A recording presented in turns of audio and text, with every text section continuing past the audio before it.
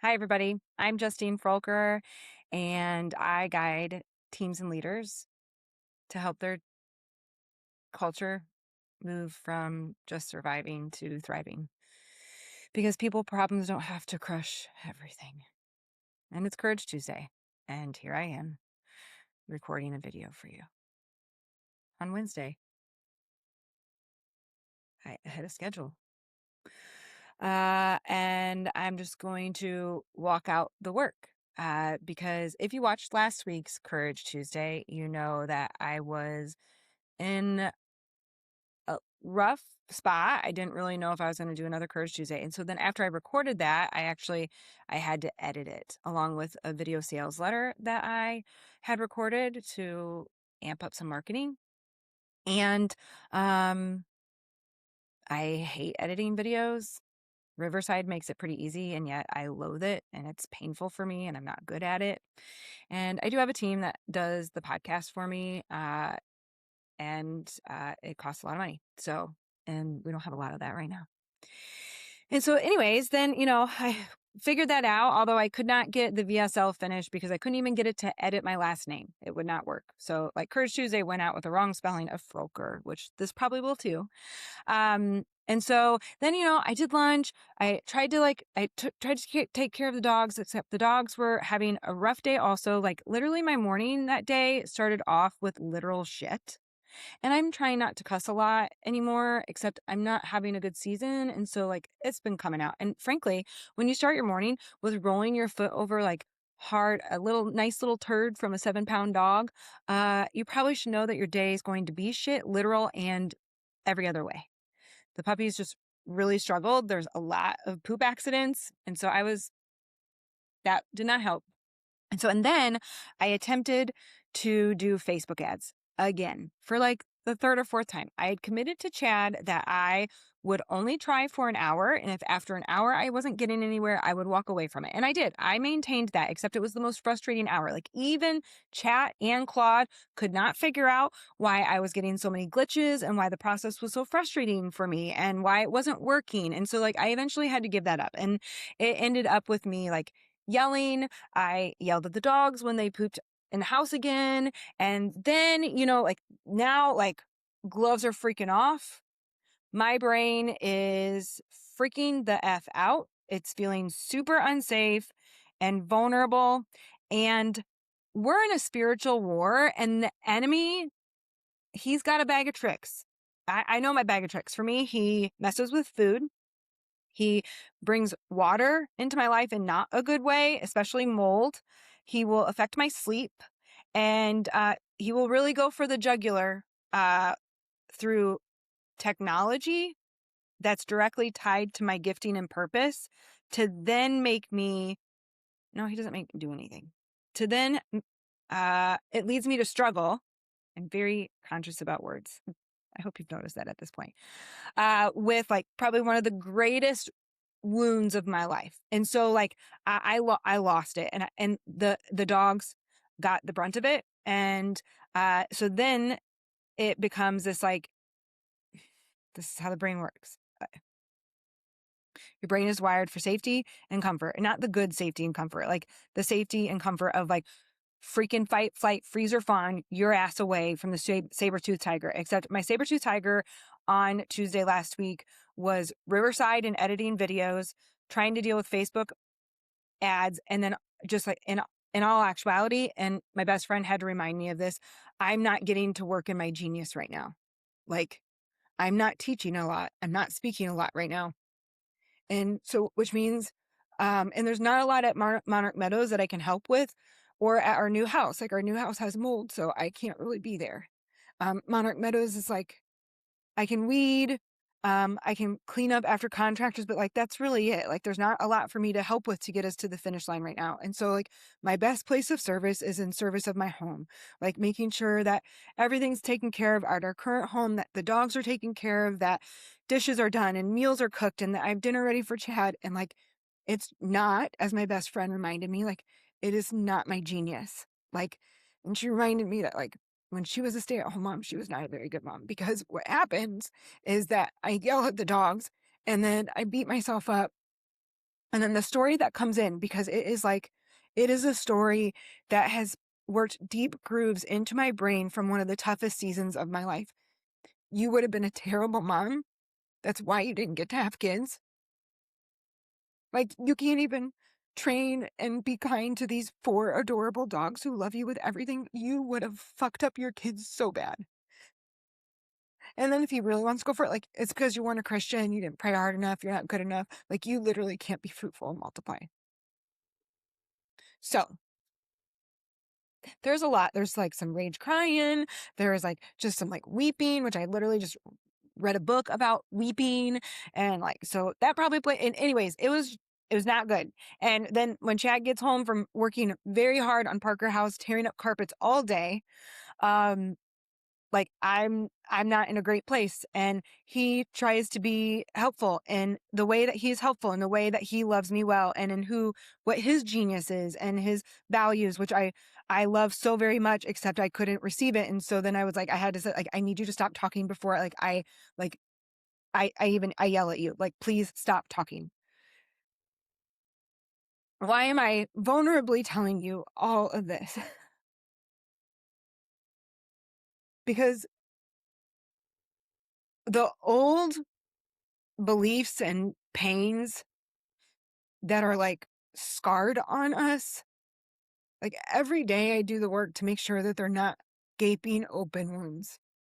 Like this is maintenance. I teach you that every week. I teach that in my trainings. Like this courage work is maintenance, and it's maintenance to make sure that your wounds don't stay gaping open wounds. And we live in a really broken world with really messy humans. And we have this like brain that is just, it's so wired to keep us safe, and not safe in the good way, not safe from the foundation of you are loved and you have a God that loves you and it will be okay. It's safe in this way of like, freaking fight your way out of this, or run like hell, or freeze and shut down, or perform and perfect your way through it. And so like there's just like there's maintenance to it. It's like the work is just never ever done. Um and I know that I tend to isolate. Like I tend to not reach out to people. I did like text a couple people prayers, and then my best friend totally called me out, and she was like, I really expected to see a Marco Polo on here, and there's not one from here from you. And so like now I know you're really struggling. And it's because like I didn't like myself very much. Like I'm frustrated, I'm disappointed that this is still such a struggle. I feel like I should be better at this yet already. When in reality, like it's just the work. It's just the work, especially if you're going to choose to really know and trust who you are. There will always be seasons where your life does not allow you to really um, do it in the way that feels good or successful or how you want. Like I'm not I'm not getting to live into my identity in my vocation in ways that I love and really want to, and honestly feel like I desperately need, especially to finish Monarch Meadows. And so what happens is my brain comes from scarcity and fear and anxiety and not enoughness and these old wounds, and it's going to pull out the story that it knows it can make it feel safe, even though it feels so crappy to me. Like, you didn't deserve kids. You can't even be well now. Why would you think you could have raised kids? Like, and it's okay if you feel like your brain doesn't talk to you like that harshly. It might not, which I love that for you. I also think for the most part, for a lot of people, it just means that you're not very self-aware of your that inner dialogue and those past wounds. Um, and so, uh, how did I practice the work? I allowed myself to cry. Like crying's really, really important. I mean, there's literally scientific research that the chemical makeup, like how tears look under a microscope, is different based on where those tears are coming from. And I have no doubt that there was a whole, uh, I don't know, a lot of different kinds of tears from me yesterday. I did reach out. I didn't reach out enough. I played worship music. I prayed. I confessed and truth told to my Lord and Savior. I yelled at him and I demanded for answers. I keep getting the same stuff, so I just have to trust it and receive it. I got outside. I put my feet in the grass. I shook my body. I did some air squats until I was out of breath. Um, and I went back to the basics of make dinner, do your nighttime routine, and go to bed. And this morning is a new morning. His mercies are new. I still cried before I did my morning run. It was a beautiful sunrise. Um,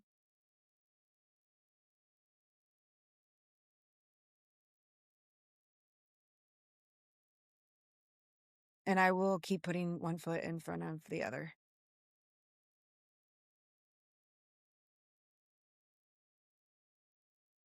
and trust that this season does have an ending and it will reveal something amazing and that I am strong enough to get through it, mostly because of who God made me and because I have him and he's present in all of it. That's what he showed me today. Like when you were screaming at me and at yourself and crying, I just was wrapped around you, just whispering, like, I promise, like, you can do this and it will get better. Like, and so what's this have to do with the courage work? It's important to have people in our lives who reflect who we are back to us, especially when we can't see or feel the best of us, when we feel like we've been the worst version. It's also important to have those people hold you accountable. Chad holding me accountable. Like, if you would stop trying to do the things that you hate and you're not good at, like editing videos, and spend that time marketing and doing reach outs, you would hopefully have more work. He's not wrong. I just couldn't receive it yesterday. And so I emailed the producers and was like, is there any way that you guys can take this off my plate?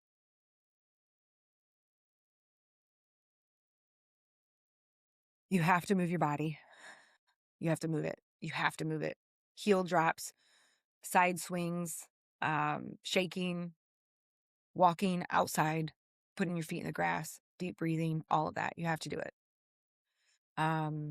Even if you don't pray to who I pray to, you need to pray. You need to talk to yourself. You need to process. You need to write stuff down. You need to talk to people. You need to reach out. Most of all, you need to trust who you are. And even though you feel like you may not have enough evidence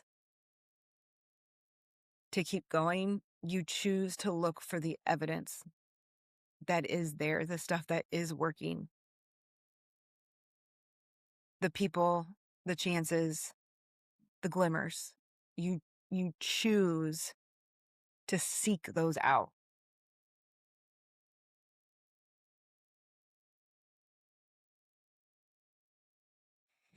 So now I have to edit this video.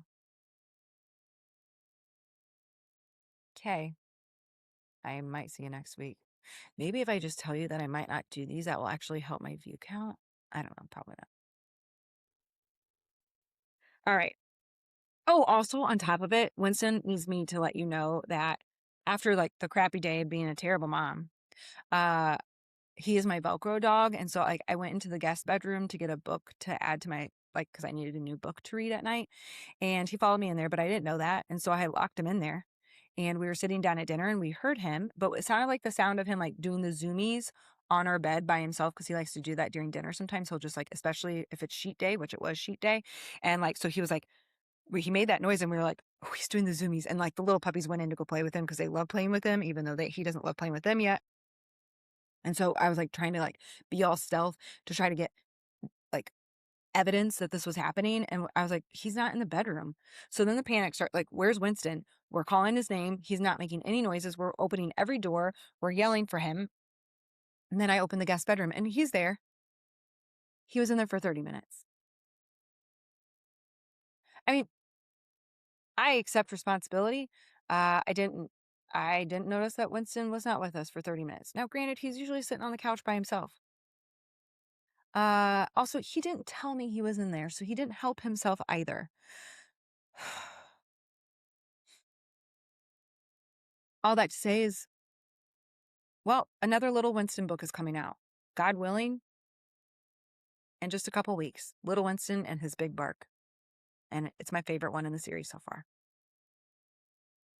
So keep an eye out for that.